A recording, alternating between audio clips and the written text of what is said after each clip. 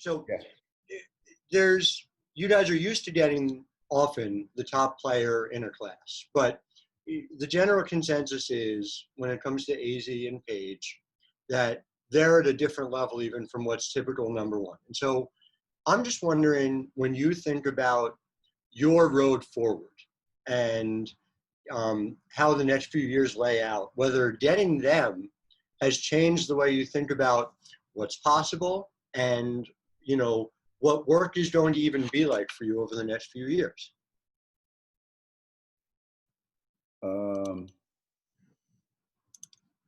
Well, I've never really understood the mentality of anyone out there that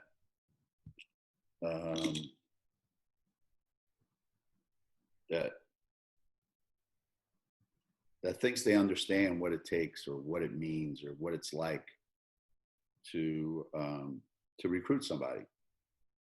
And I've also never understood this idea that the only way that that you can prove that you're a great program is by getting the number one player in the country every year, and that when you don't do that, there must be something wrong, or your recruiting is not as good as it used to be, or this or that or any of the other thing, and this perception that Paige and AZ are the two greatest high school players ever to play high school basketball in the history of high school basketball. I mean, people forget, how many Hall of Famers I've coached? And we're talking about two kids that have never won a college game in their life. So the world has changed to the point where, like I make fun of Paige. You're famous for being famous. You haven't really done anything.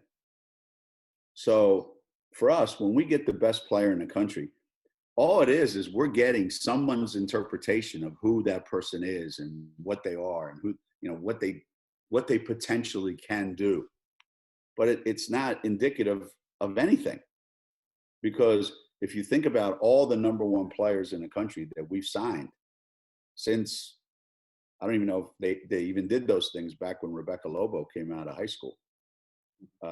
Maybe we got the USA Today Player of the Year, Nikisha Sales and Shea Ralph, going back that far. That, how many we've gotten that, that have turned out to be amazing college players and superstars in the professional ranks and in the Olympics. But we've also gotten a bunch of kids that, have been number one or two or three or whatever, that just turned out to be okay players and really good players, but nothing special. So we recruit the same way basically every year. And some years, you just get luckier than others. And some years, the actual top 2 or 3 or 4 or 5 players in the country actually are that good. And, Paige is. Kristen Williams is, and I'm sure AZ will be. But I don't think if we hadn't gotten AZ, I'm thinking, my coaching career is over in a couple of years, or our aspirations to win championships aren't as great, or, there's a pretty good chance that every year that we recruit, we're involved with the top 5 players in the country, some way, shape, or form. So, if I could follow up briefly on that, and just to push back a little, if I could, when there's a certain expectations, obviously, with the program, and we talked a lot about this during the Stewie years, right? there's expectations, and then there's a spot where UConn can be in a position where if you guys do what is necessary to be done, nobody can beat you. It's not just a question of you have to play your A game. It's a different level of talent. And so when you talk about, like you said, Kristen is what you thought she would be. Paige is what you thought she would be. And you seem to think there's a real good chance AZ is what you think she will be as well. Well, that's a lot of talent grouped in one spot. Sure, UConn is consistently recruiting the top, but having it all collect like that seems to put you in a different position than you otherwise would have been. Or do you think that's not accurate?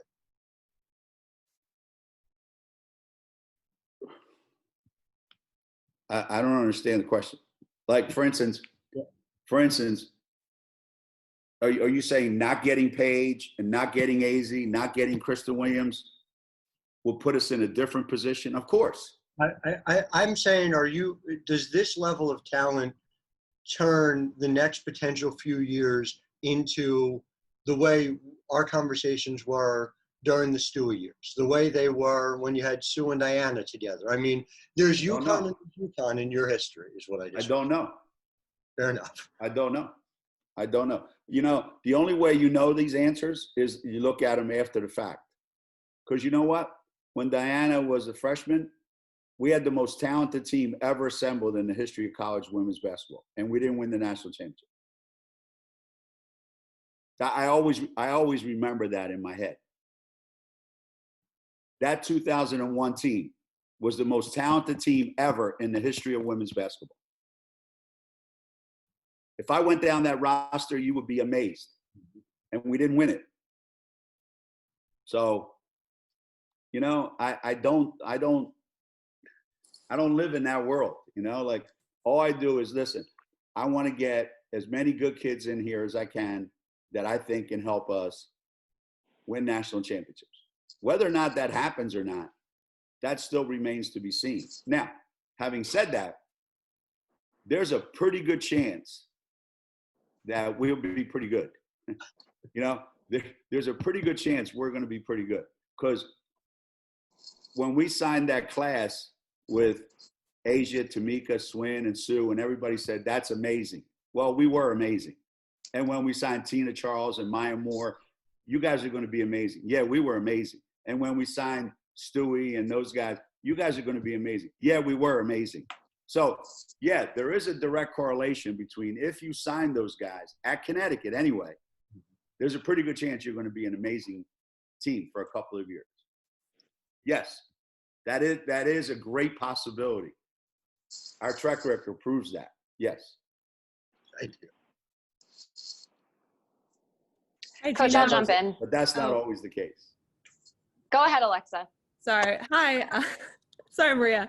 No I was worries. just hoping you could talk about the class as a whole, particularly, you know, Caroline, Amari, and Sailor, what else that they bring to the table. Because as much as, you know, it's exciting that AZ's coming in, the class was going to be really strong had she chosen elsewhere.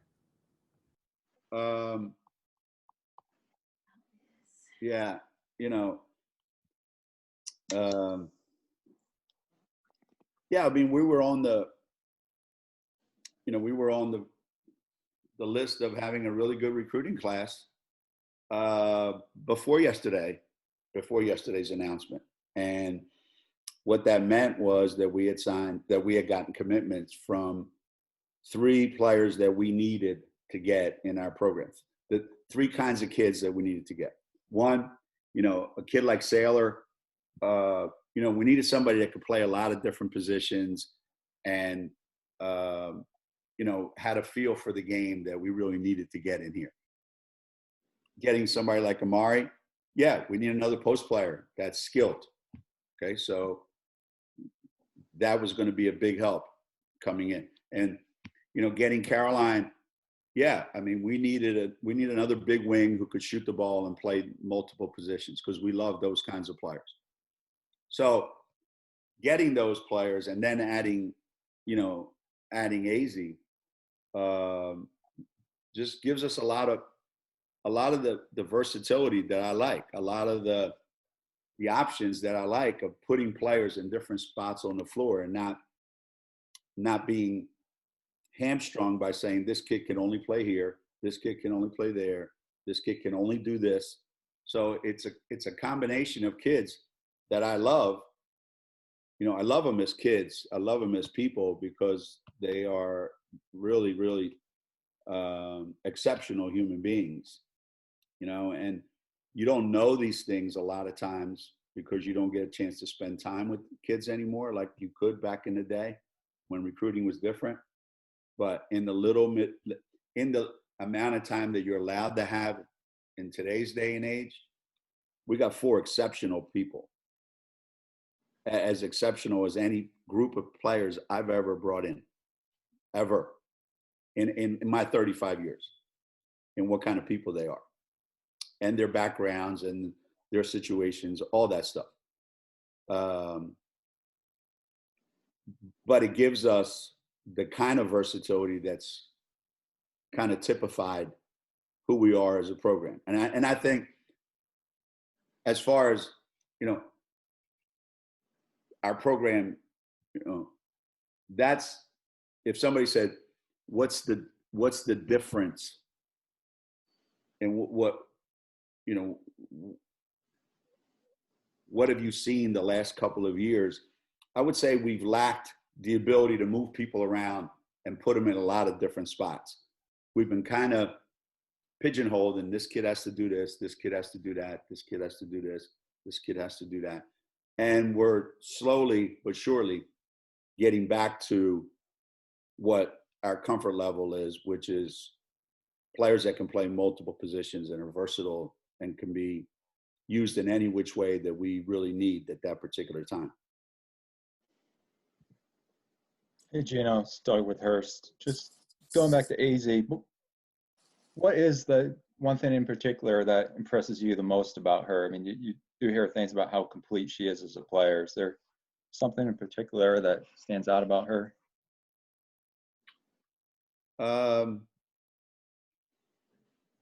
I would say that for me, it's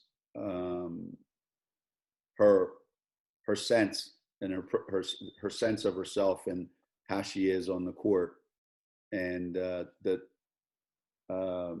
way she plays the game in a way that's not rushed, not hurried, not, you know, just, you know, helter skelter. She plays in a way that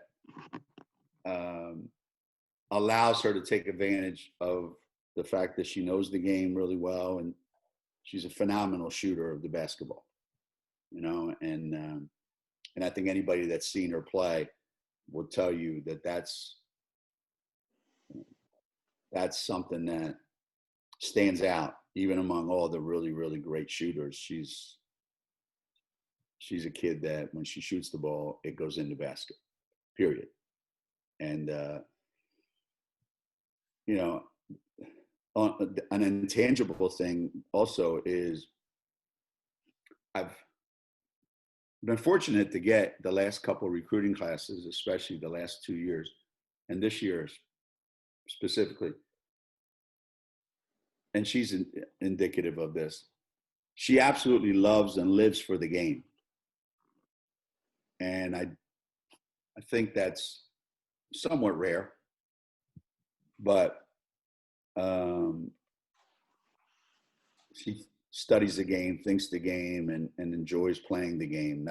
Not just plays the game because it's cool. She loves the game of basketball. And I would too if every time I shot it, the ball went in the basket. I would try to play every day if I could. 10 hours a day. Every time the ball left my hand and went in the basket, I would say, when are we playing again? Coach, I'll jump in. It's Maria from SNY. And back to the recruiting aspect, I remember over the summer you talking about specifically watching the WNBA on TV and what UConn players were achieving. And players that come to play for you want to be part of your program and have success in college. But especially in recent years, and this summer being a prime example, how much does it contribute when they can turn on the TV and see your former players having more media coverage, having more success on the court in the pro level, and AZ naming her dog Stewie, things like that.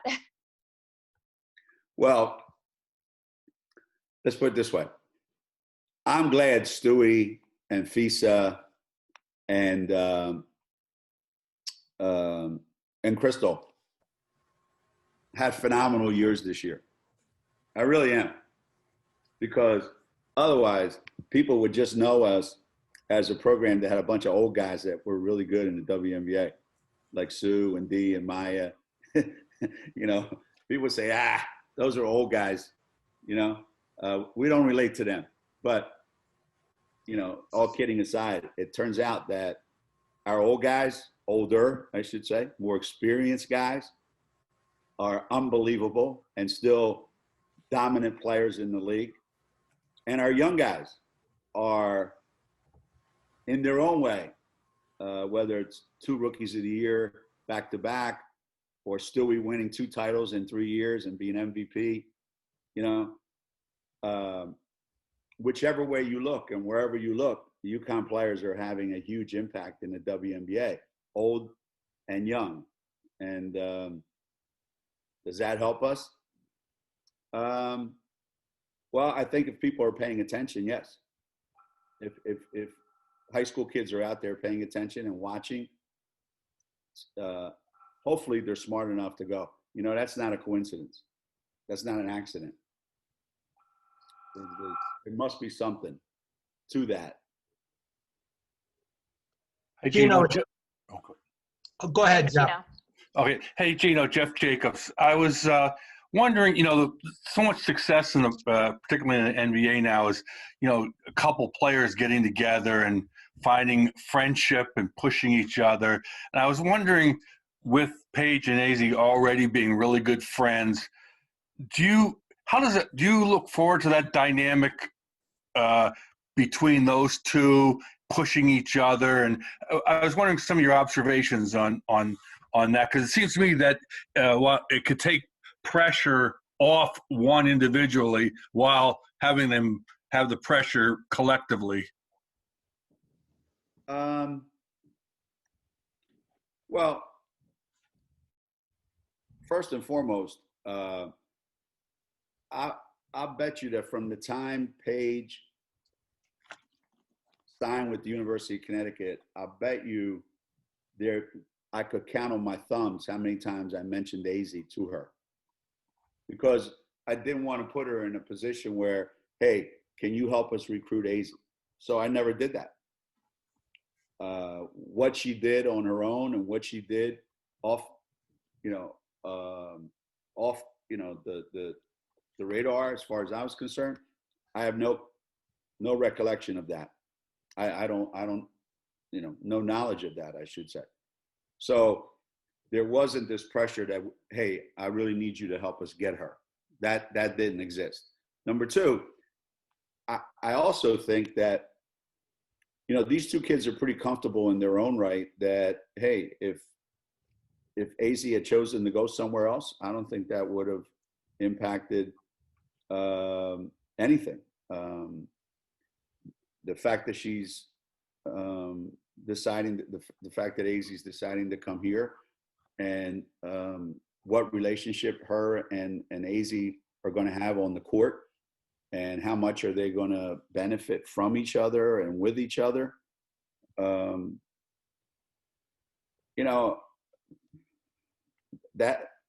That remains to, again, like anything else, that remains to be seen. I would like to think that we have players in our program right now that are really, really good, that are, that challenge Paige every single day. And believe me, Paige challenges them every single day, and it's worked out great. And adding, a couple more players to that mix only makes it that much better. But I do think on a lot of teams that we've had, there have been great great groups, small groups of players that every day make each other better. And I can go way, way back and talk about it, but I would like to think that that it will happen. They will push each other to get better every day in workouts and practice and whatever else they do. The pressure part, I don't know that either of them are necessarily that much affected by pressure. I don't get that. I don't get that impression that bothers them. I think they just want to win, and whatever helps them win, they're all in. Geno, it's Carl. I'd like to ask a question about Olivia, if that's okay. Sure. Last year she was a bit out on an island. She was your height basically at 6'5", and in retrospect, how do you think she handled herself her sophomore year, and what kind of jump are you expecting from her as a junior? Well, she learned a lot. I know she learned a lot last year. That's for sure. I mean, Olivia, as a sophomore, played an awful lot of minutes for us, and I don't know that all those minutes were productive. I don't know that, the entire season was what she wanted it to be. I would venture to say it wasn't. I do believe that I can pinpoint the Oregon game and say that after that particular game, there was a big step forward for Liv, and a lot of good things came from that. Having her be the only, or pretty much the only big kid on the team,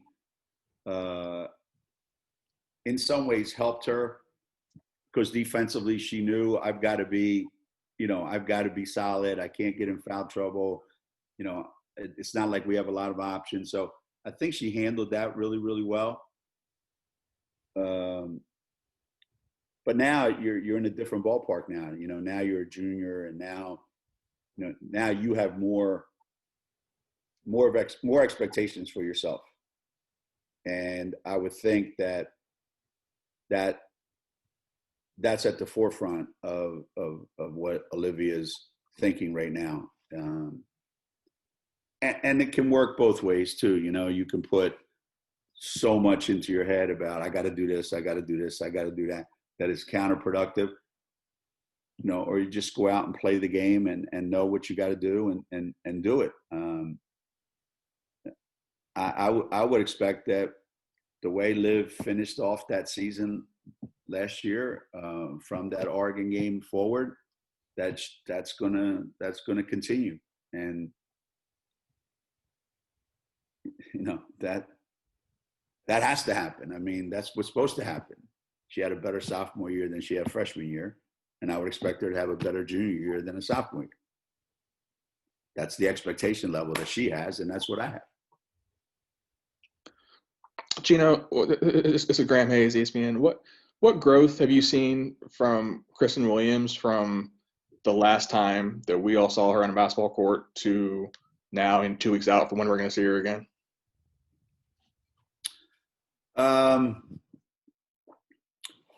There's a little more of an aggressive mentality in her game. There's been more. There's more plays at the rim up to this point than at any time that I remember. All the other shots are still there, but there's more of a willingness to get to the basket. And there's, we're putting a lot more emphasis on, the opportunities that you're going to get. You need to take advantage of those opportunities. And I think for Kristen, to have the kind of season she's gonna want to have it, she needs to shoot a high percentage from the floor. She needs to get to the rim a lot, because she's strong enough to be able to do that. and she has to help us defensively. Create some opportunities for us. Those are things that I know at the end of last season, she made a commitment to want to be able to do that. And so far, we've seen that in practice.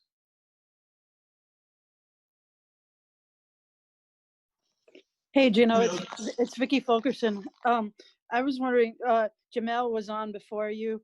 In March or at the end of last season, you talked about how awesome it was to have her back on the staff. I know part of it is, a little sentimental because you've known her since she was a kid, but she's also, it seems like a really talented, like you think she's a really talented part of the staff. Like what is it about having her back that means so much to you? I think it's on two levels. One on a personal level, in that I have a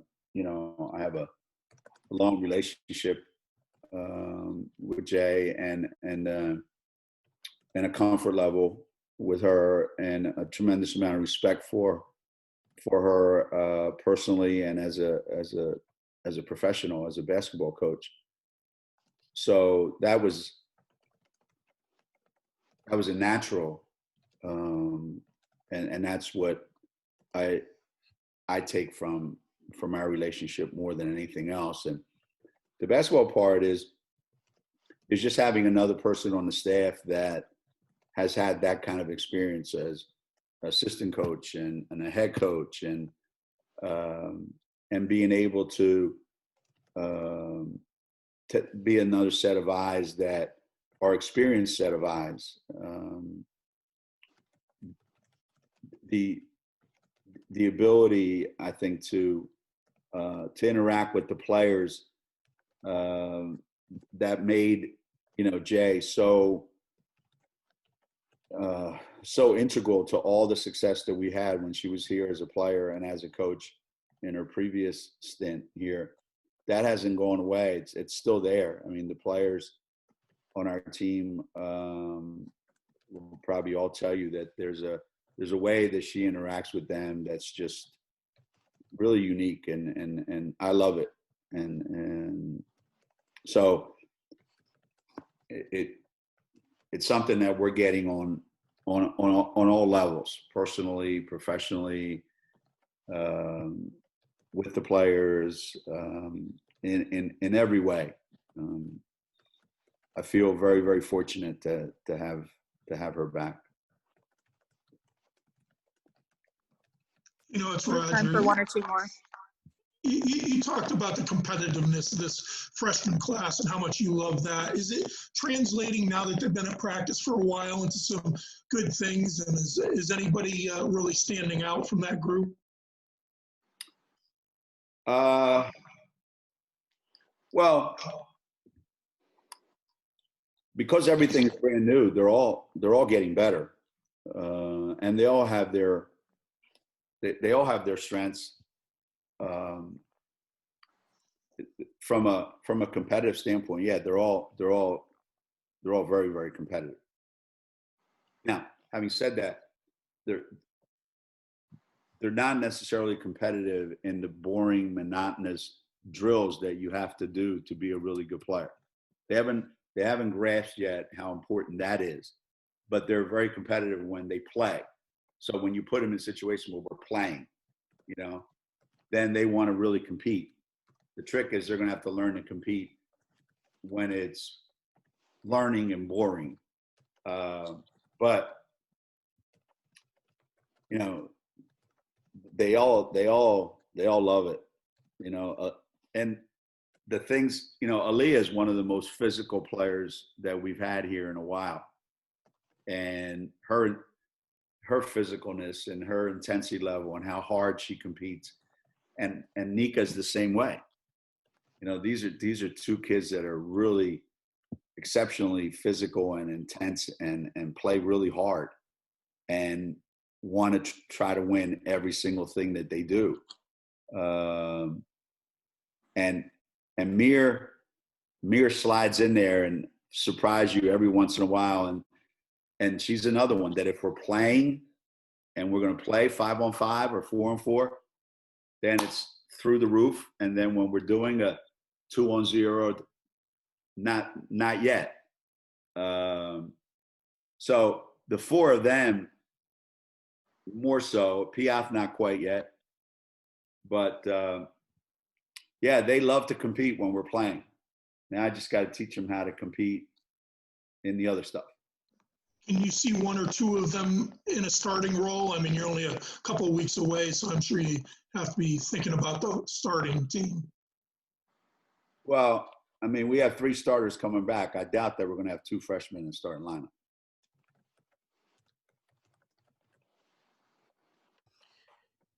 Geno, it's Pat at the AP. Can you Last address, question. Hi, Geno, it's Pat. Yeah. Pat at the AP. Can you address whether, especially with what's going on the men's side of the practice facility, how confident you are that the season is going to get underway this month? What you would like to see done, and should they be pushing this back? And what's your priority right now in terms of playing? Well, hey, let's put it this way. I'm as confident as college football was when they started their season. You know, and why? Because everything's okay right now. So will everything be okay 2 months from now? I don't know. But I'm confident that we're gonna be able to do what we need to do. And so far we've done everything that we've been asked to do. And I'm confident, obviously. We're all confident. Are we sure? No, but we're all confident. And we believe that come November 28th, we're going to be playing Quinnipiac at Mohegan Sun. We're confident and we believe that. Are we absolutely sure? All we can do is just do what we've been doing.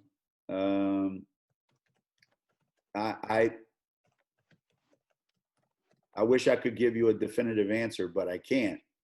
But we go to practice every day and we prepare as if this was any other year, with the understanding that it's not. But we're going to do what we need to do to make it work.